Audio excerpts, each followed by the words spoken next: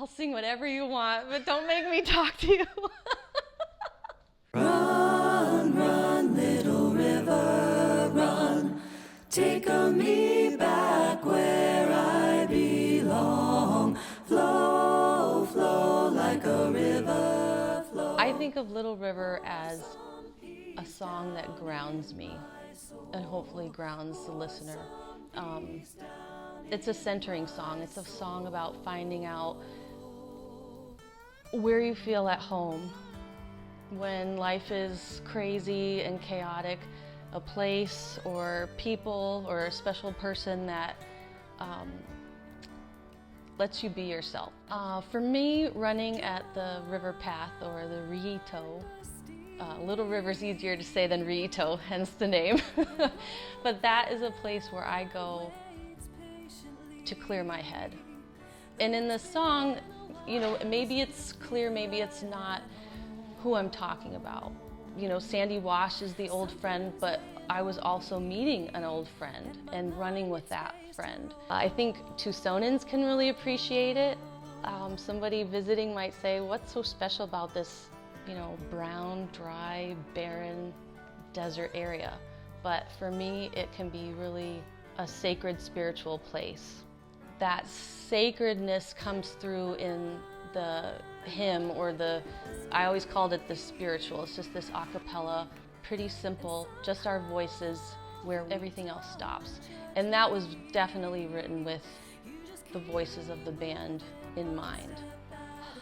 It was really cool getting together with everybody to talk about how we wanted it, the final version of the song to be. I brought a lot to the group kind of ready to go as far as vocals were written out, but when we were all together, you know, we really had to get the nuances of the vocals. And, you know, I had an idea of what I wanted Jason to do on the guitar when the song begins.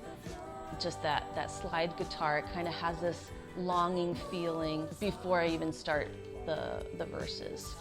We did so much in the studio. We worked so hard on all these different aspects, and hearing Jacob play the drums on this awesome, you know, fully mic'd kit where you can feel it in your heart. You can imagine if you're out there running, or sometimes everything else, you know, all you hear is the beat of your heart in your head. Like, the drums really help carry that forward, and he just did an awesome job bringing that to light.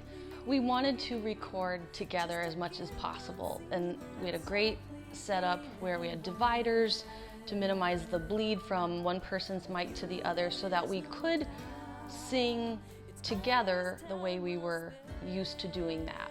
But it is special when we had group mic singing. We all stood around one mic, and that's so powerful because we connect in such an intimate way when you're looking at each other, surrounding the mic, and just singing.